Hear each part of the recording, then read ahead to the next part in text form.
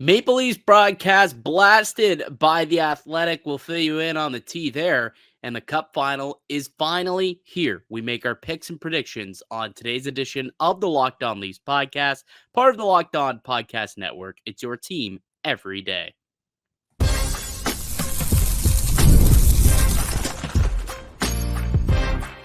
You're Locked On Maple Leafs, your daily podcast on the Toronto Maple Leafs. Part of the Locked On Podcast Network, your team every day.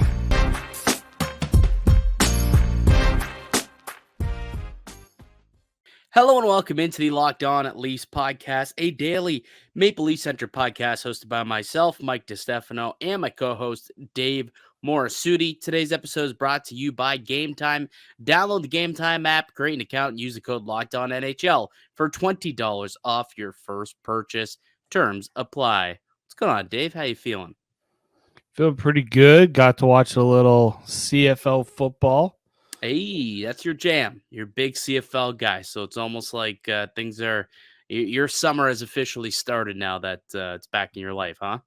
It definitely has, and I obviously watched a little NBA Finals as well, but that game was over.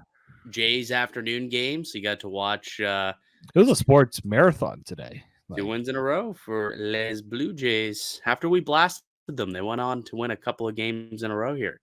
We should blast them more often. Yeah, maybe if they could, hit a few more home runs so that they could score more than 3 runs in a game. But otherwise, they're doing much better. Hey, they had 6 runs today. What are you talking about? Better than the 5 that they were. All right, let's get into our chat here today. Obviously, tomorrow we finally get to see hockey again, right? Baseball has been going on all week. Got some basketball to watch last night, but hockey, still waiting to see the Stanley Cup Final start up. But finally, tomorrow it will. Puck drop between the Edmonton Oilers and the Florida Panthers. We will get to our picks and predictions in a little bit later on in the show. But I wanted to kind of start with this interesting story that I saw coming out of just kind of came across my Twitter timeline. Amazon Prime announcing a new docuseries that's going to give viewers a glimpse into the day in the life of an NHLer. Are you a fan of something like this? So initially I was skeptical until I read more about the actual making of it, and I saw that it was the producers of Drive to Survive, Full Swing. I think they do the tennis one as well. Yes, I believe so. I'm blanking on the name of that one, but it's also going. I was more excited. Like that Box to Box Films is the company that's producing it and obviously selling it to Amazon.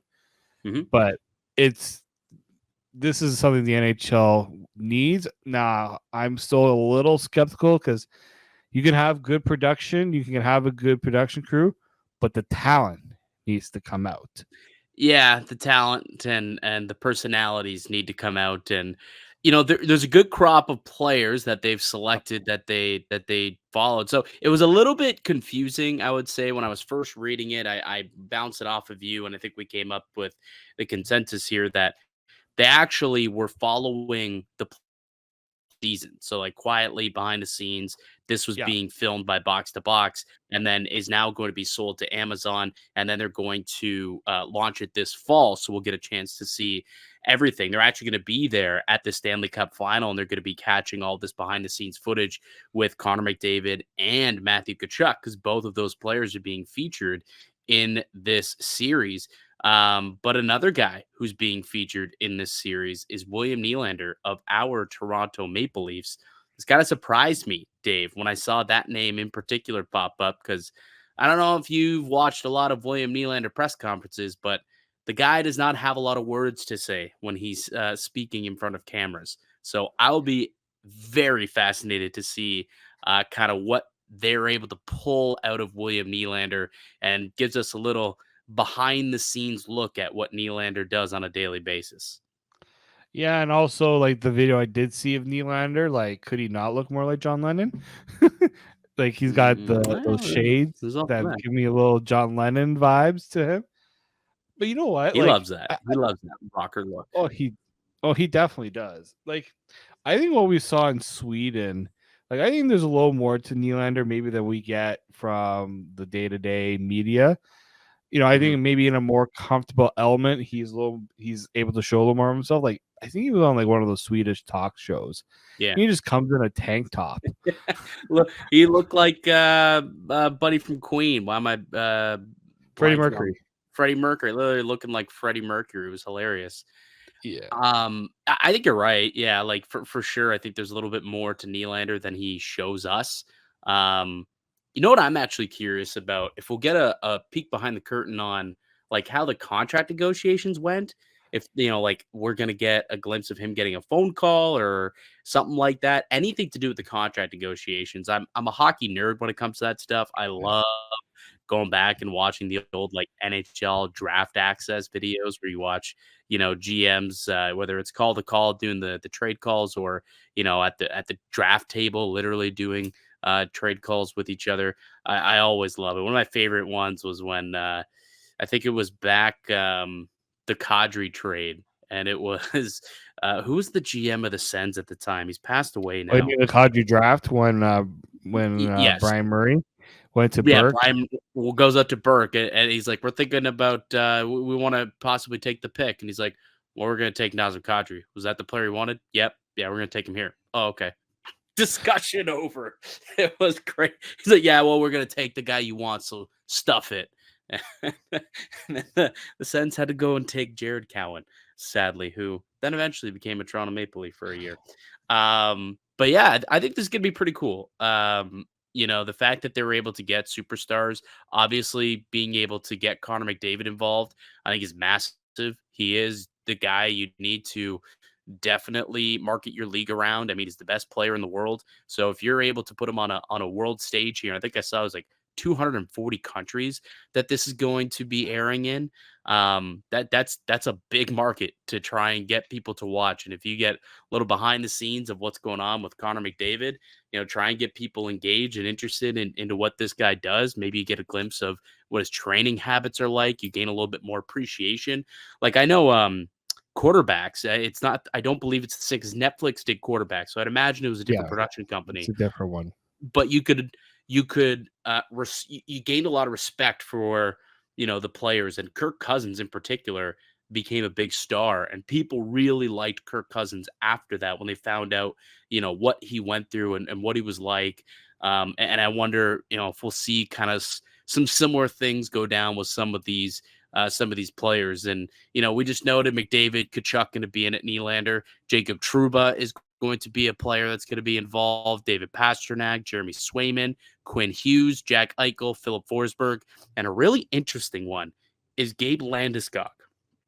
Why I think this Yes. is interesting, he hasn't played hockey in 2 years.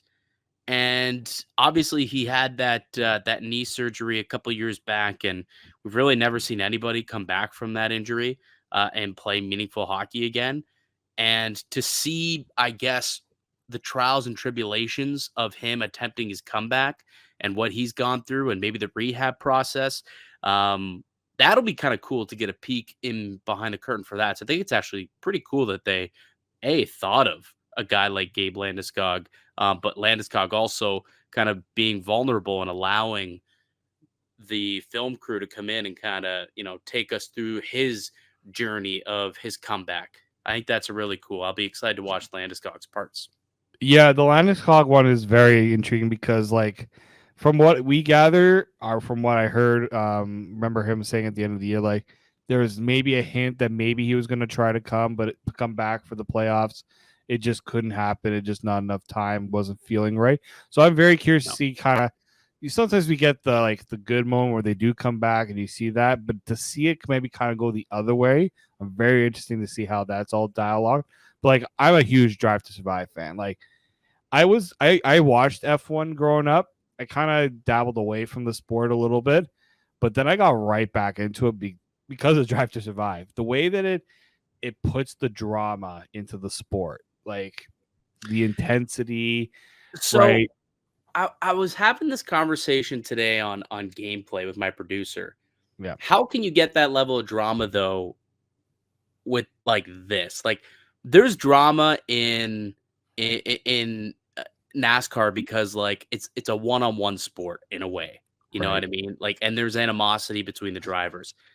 That doesn't necessarily exist in hockey. Like, obviously, there are some teams that hate each other, and there are some players that hate each other.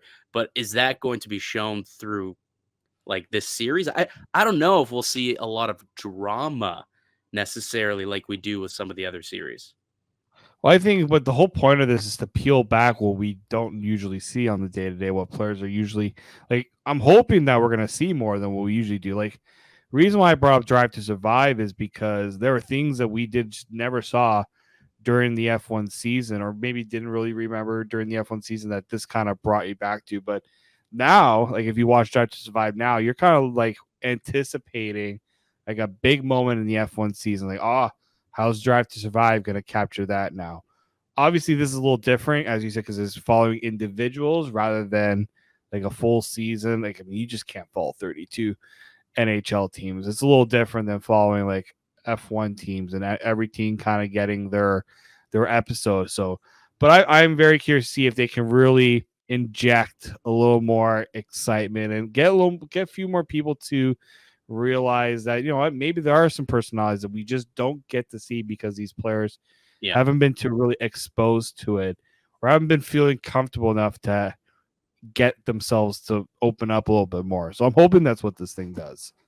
Yeah, I think that's what we'll get out of it, and kind of the elevator pitch, I suppose, that I read in the press release that was put out on NHL.com reads as follows: the series will feature in-depth interviews with key players, their rivals, and those in their closest inner circle, teammates, coaches, and family. The series will also reveal what life on and off the ice is really like for the league's top players, from the quiet, reflective moments to the speed and the intensity of being on hockey's biggest stage, revealing the talent, grit, and sacrifice it takes to make it in the NHL.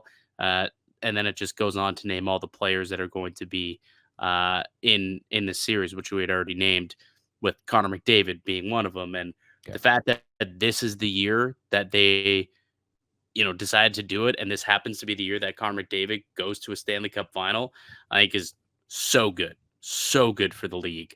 And I can't wait, man. And you just mentioned the fact that Drive to Survive put you kind of back into fan mode when it came to F1. I really, really hope, and I think this is the hope that the NHL has, is that this can open up a brand new fan base out there. Because you're a lapsed F1 fan, but I know so many people who got into it strictly because of watching that series. And I think the NHL is hoping that they can do the same thing here with Amazon, and with this series here, this little docu-series that they're going to be releasing in the fall. Yeah, and the pandemic helped Drive to Survive too, because literally people were looking for something. Yeah. And they had nothing to do. That was like I could have watched that thing 3 times over during the pandemic because there was nothing to watch. True, very true, very, very true. I'll be honest, I've yet to watch it. I don't know why. It hasn't been something that I've. What do you mean you have not even like one episode? No, honestly, and it's not that I'm not interested. I am. It's just for whatever reason I haven't really carved out the time. I think this summer I'm gonna give it a go. The problem is, like, I have so many sports that I'm a fan of. It's like, do I really want to wake up early on a like Sunday morning or Saturday morning and watch F1? Like I got so much else going on. I don't know if I can add another sport to my plate, and I feel like I'll get sucked into it if I watch it. So that's kind of been my thought process, but we'll see. I think eventually I'll give it a go sometime this summer when I've got more time on my hands. But yeah, it should be really, really cool. So it's going to launch this fall, and it's going to give us, quote, unprecedented access, unquote, to all these star players. So should be a lot of fun. And obviously Nylander, getting a glimpse of what's going on with him, and will give us an idea of what's going on with the Maple Leafs a little bit better too, and how this season kind of unfolded for him. All right, speaking of the Maple Leafs, on the other side, The Athletic had an interesting article which was not flattering for the Maple Leafs broadcast. We'll tell you about that on the other side, and we'll get to our Cup Final predictions for Edmonton versus Florida. So we'll get to all of that and more coming up next here on the Locked On Leafs podcast. Today's show is brought to you by Policygenius. A lot of life is unpredictable, but a good life insurance plan gives your family a financial safety net to protect against some of the unknowns. Policygenius is the country's leading online insurance marketplace. It makes choosing the right policy for your family easy and quick. With Policygenius, you can find life insurance policies that start at just $292 per year for $1 million of coverage. Some options are 100% online and let you avoid unnecessary medical exams. Get a peace of mind by finding the right life insurance with Policygenius. Head to policygenius.com or click the link in the description to get your free life insurance quotes and see how much you could save. That's policygenius.com. Welcome back into the Locked On at Leafs podcast. Mike DiStefano and Dave Morisuti with you as always. And we do have new podcast episodes coming out each and every weekday, Monday through Friday, wherever you find your podcast, and also up on YouTube.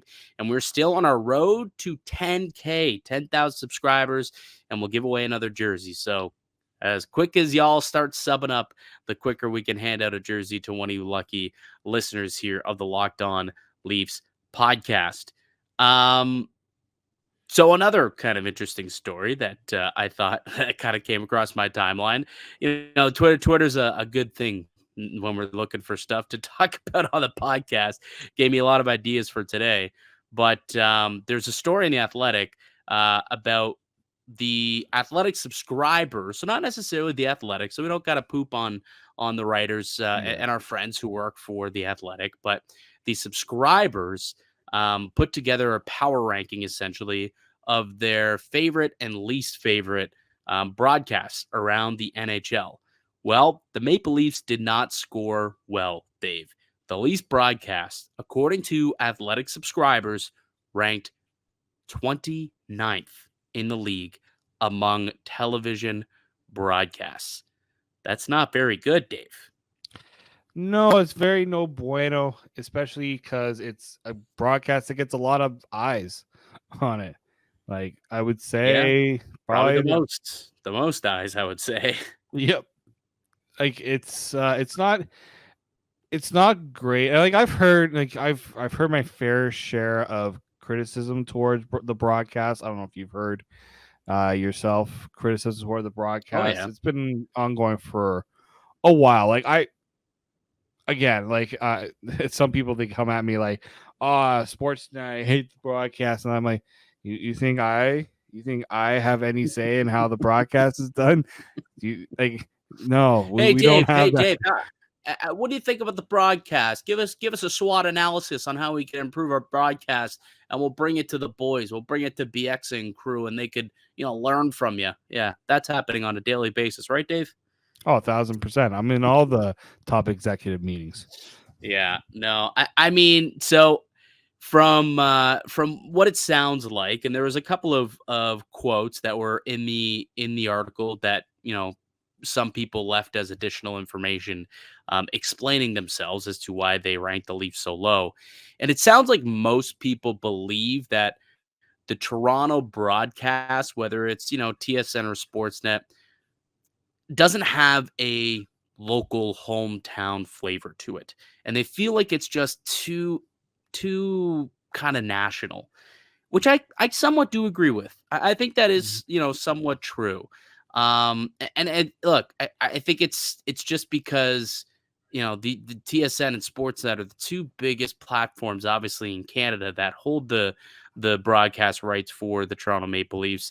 And I think that, it's just a situation where it's bigger and grander than the rest, right? Like, I know that if you're watching, let's say, the Canucks or the Oilers, or, TSN has the Habs and the Senators broadcast, they do feel a little bit more local compared to the Maple Leafs. I do agree somewhat with that sentiment.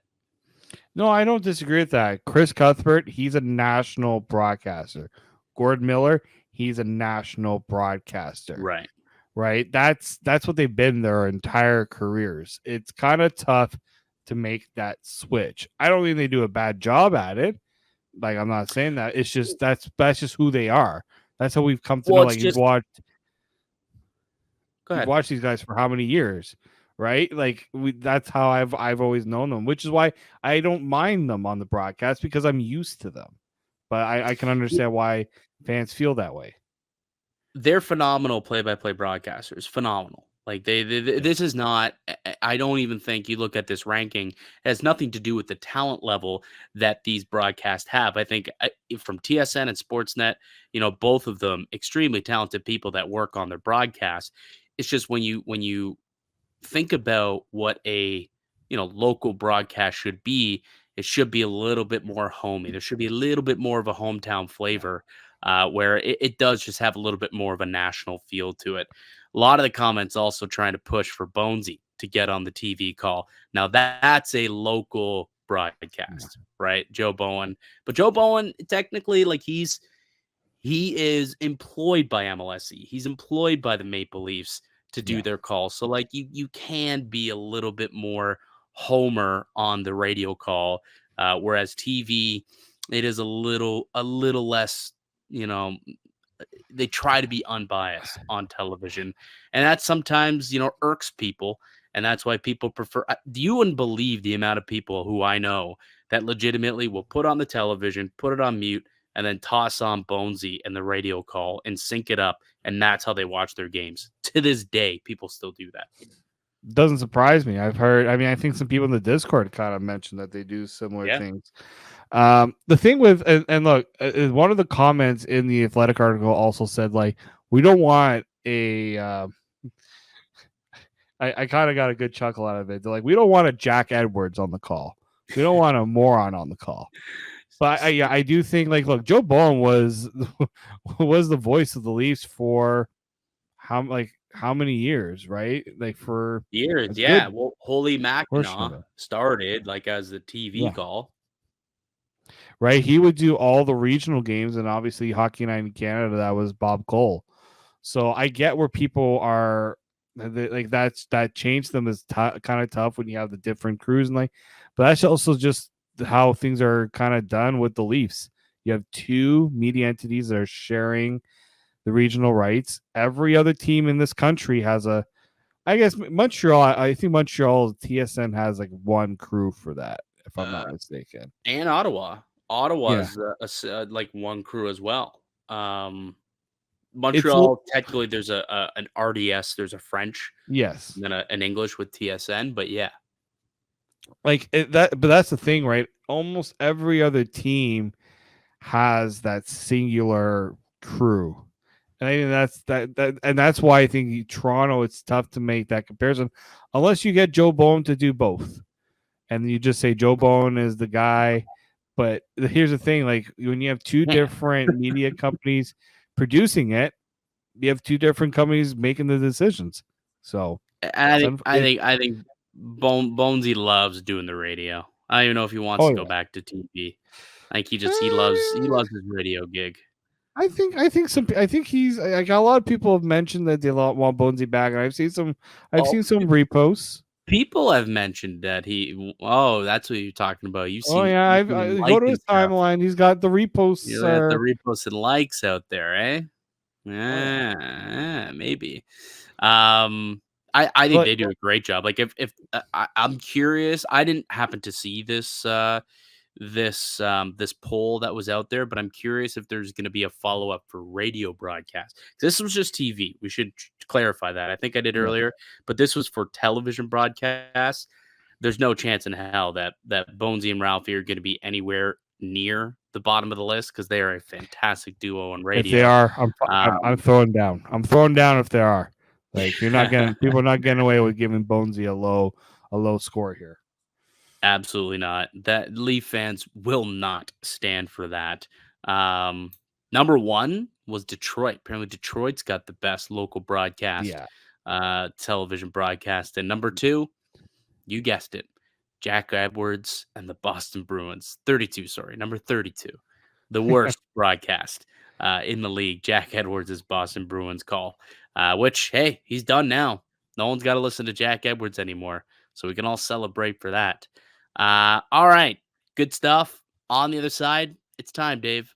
It's time we make our final predictions here. Edmonton, Florida, puck drop finally coming. And, just over 24 hours. Tomorrow night, we'll get to finally see these two go toe to toe after talking about it for a week. We'll do our final predictions, and that's coming up next here on the Locked On Leafs podcast.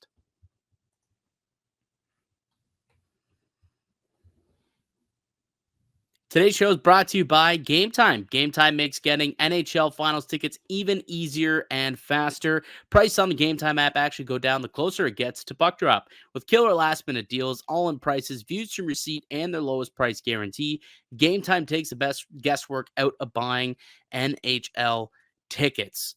They've got last-minute deals, which will save you up to 60% off buying last-minute tickets for sports, concerts, comedy events, and theater events near you. They've got flash deals, they've got zone deals, all in pricing, views from your seat, and the lowest price guarantee. Or Game Time will credit you 110% of the difference. Game Time, take the guesswork out of buying NHL Finals tickets with Game Time. Download the Game Time app, create an account, and use the code LOCKEDONNHL for $20 off your first purchase. Terms apply. Again, create an account, redeem the code LOCKEDONNHL for $20 off your first purchase. Download Game Time today. Last minute tickets, lowest price guaranteed.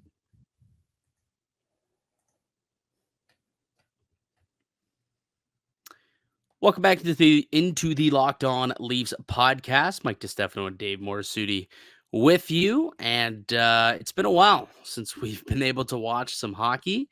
But finally, things about to get underway. Tomorrow, game one between the Edmonton Oilers and Florida Panthers will get underway. Puck drop coming at 8 o'clock. 8 o'clock start for each and every game throughout the Stanley Cup Final.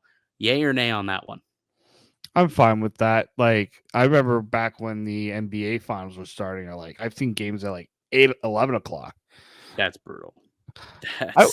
Yeah. I've also remember the time during the pandemic where NHL games are starting at 11 p.m., which is never stop it. It's happened before because they were. Oh, there was that 5 overtime game between Tampa. That was in the bubble between Tampa and Columbus. And they literally started in the afternoon. It was like a 3 p.m. puck drop, and there was supposed to be a game that was supposed to go at 7 or 8 o'clock or something. I think 8 o'clock is when it was supposed to happen. But because the game went 5 overtimes, it ended up finishing up at, 9 or 10 o'clock, and they didn't have enough time to flood the ice and let it rest and have a chance to get the ice back in working order. And they literally had to push the game to the next day. I do remember that. That was wild. That was like a crappy goal from Braden Point to end that one in 5 overtimes too. Jonas Korpisalo in net for that one, and now he's enemy number one for the Sens. They're trying to move on from him real quick. Back to good teams that are in the Stanley Cup Final. The Edmonton Oilers and the Florida Panthers. Dave, it's time for us to make our wagers. It's time for us to make our final predictions. Who's going to win, and in how many games, Dave? I said before that I don't know how many people were not happy with I did not want to back the Oilers, but I'm going to stick in that avenue. I'm going with the Florida Panthers, as much as it hurts me to say, but I think they're going to do it in 7. I think the series goes the distance, but I do like the Panthers. That the journey they've been on. Last year was the Cinderella run. This year it's like good team after good team after good team they've had to beat, right? We had the Lightning, who, maybe weren't the best at their best this year. Still a really good team that they had to beat. The Bruins, hottest goaltender in the playoffs. They took care of that. The Rangers, the President Trophy winners. No problem. Now they got Connor McDavid. But I think they're up for the challenge. It's been a really, really tough sledding for both teams, realistically, to get to where they are. They've both earned their spot where they sit right now.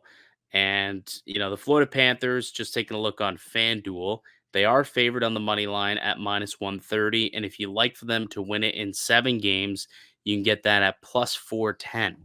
So +410 for the Panthers in 7. That's the might wager have to throw down a little weight behind my prediction. Could throw down a couple of bucks. You could play the latter play where you could basically hedge your bet. You could throw down a little bit of scratch on them to win in 6 and in 7. They both pay in 6 it's plus 490, in 7 it's plus 410. So, you could hedge a little. Could hedge a little in that regard. I'm with you though. I think that the Florida Panthers win this one too. I just think the physicality, they're gonna just take away all the time and space of the Edmonton Oilers, and it's just gonna give them fits. And I know Connor. It would take a Herculean effort from Connor McDavid for the Oilers to win this series. That being said, Dave, I do believe I said the exact same thing prior to them playing the Dallas Stars. Yeah. Now, one of the biggest things that happened in that Stars series that gave Edmonton the advantage was the injury to Chris Tanev. Prior to Chris Tanev's injury, I think the Stars felt pretty good about things. And then he was not anywhere near 100% and was no longer able to kind of shut down the big boys of the Oilers. Unless there's another big time injury to one of the studs in Florida who are going to be tasked with stopping Draisaitl and McDavid, injuries aside, the Panthers should win. They've got the deeper roster, the better goalie, the better blue line, and more depth, ultimately. Yes, the Oilers got the star power with McDavid and Draisaitl, but when you look at depth, I think the Panthers clearly have that in spades. So I'm going to go with the Florida Panthers, and I'm going to go in 7 as well. I do think it goes a distance, so I'm going to join you on that play. But I think I would go the latter route and take the plus 490 and the plus 410, try and get pieces of both. And if the Panthers win, likely one of those are going to hit. So that's kind of where I'm going to take it from a betting perspective on FanDuel. All right, so we both think that it's going to be the Florida Panthers. So now we got to pick our Conn Smythe winner. Now, interestingly enough, you look on FanDuel, the leader to get the Conn Smythe, despite Florida being favored in the series, is still Connor McDavid at plus 200, which is very interesting. That being said, who do you think? Who's your prediction to win the Conn Smythe Award? I'm going with Alexander Barkov. I was tiptoeing between him and Matthew Tkachuk, but I do think Barkov, with the way he plays, what he's going to be asked to do in this series, and if the Florida Panthers win it, he's going to have to be their best player. And he was in the Rangers series. Like, you look at what Forsling and Ekblad had done against top teams forwards, but I think Barkov plays a big part of that too. He's their Patrice Bergeron. And Kachuk's going to score a lot of points, but I think it's Barkov that's going to have to do it at both ends of the ice for them. And I think that's going to carry a lot of weight with the Riders. I thought maybe for a second there, maybe the Riders thing, McDavid's just too good not to make him Conn Smythe, but we haven't seen that happen in so long where the losing team doesn't get, like, the guy on the losing team gets the Conn Smythe. I just think that was just a rare time for like Jaguar to do it. To me, there is a path for that to happen. Yes. But it would require McDavid to get like if McDavid touches up on Gretzky's 47-point record, that would make him 16 points, I guess, in the series, where, it's a very high scoring series, and, each game is 5-4, 6-4, 4-3, and he's all over the place. He's scoring, but can't get a save.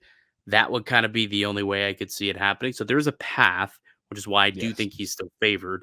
But I'm also going to say Sasha Barkov is my front runner to win the award at plus 380.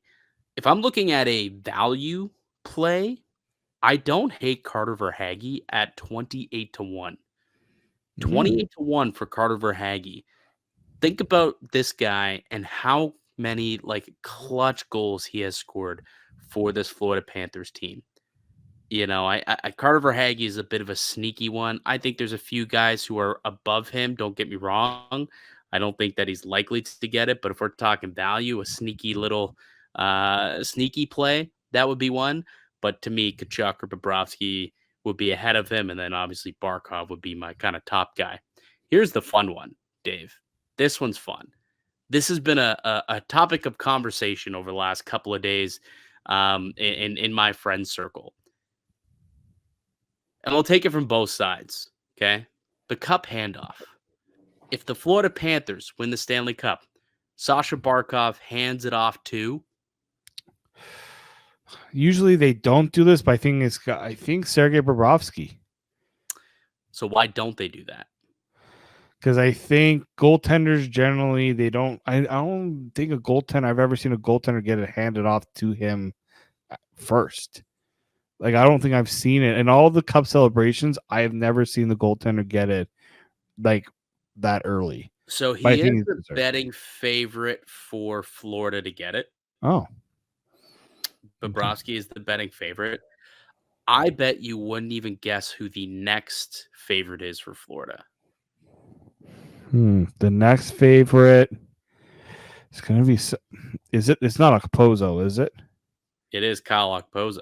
Oh, he's like the. I know. I just know he's like one of the more veteran players, and he's been waiting a long time. And that's sometimes what happens. It's not necessarily all right. Who's the best players? Who brought us here? It's who's been waiting a long time. Like last year, who ended up getting the cup at? Who did Pietrangelo give it to? I'm trying to remember. I thought it was somebody. I can't remember right now. But the Colorado Avalanche. Do you remember who Nathan McKinnon gave it to? Wasn't Rantanen. Or sorry, Landeskog, I guess, would have given it to him, not McKinnon. No, it went to Eric Johnson. Right. Was the first guy because he was the longest tenured Colorado Avalanche. He ended up getting the cup that year.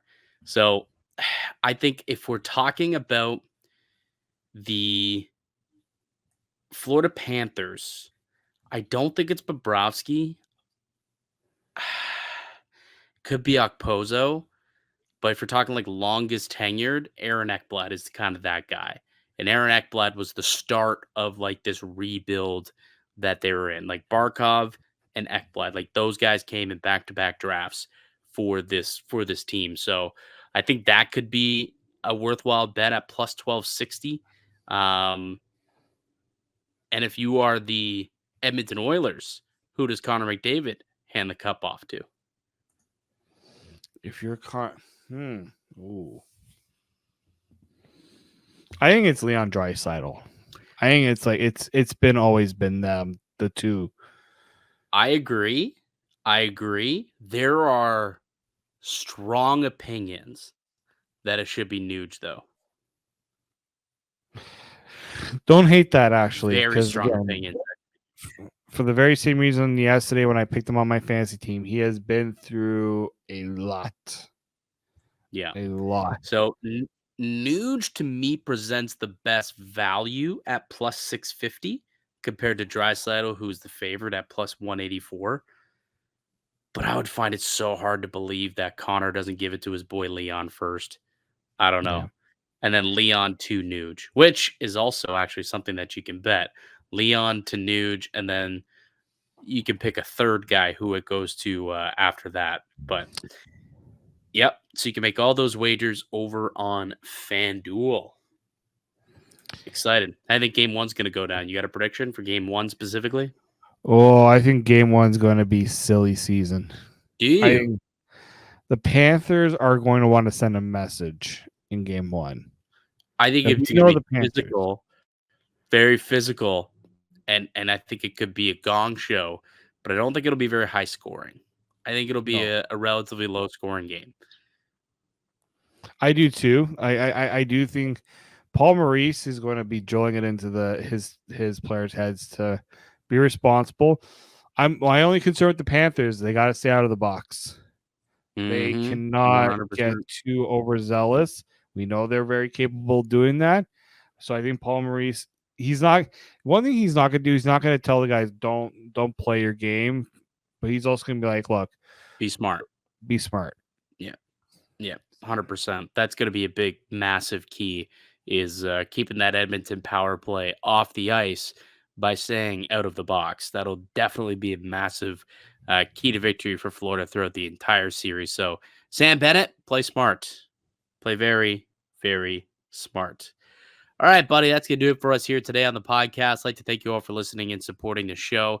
You can subscribe to the Locked On Leafs podcast on all platforms. I receive daily Leafs content. Follow myself on X at Mickey_Canuck. Follow Dave at _Morrisudi. Follow the show as well at Locked On Leafs. We'll be back with another episode for you guys on Monday. Enjoy the weekend. Enjoy game one. We'll be back to recap it all next week.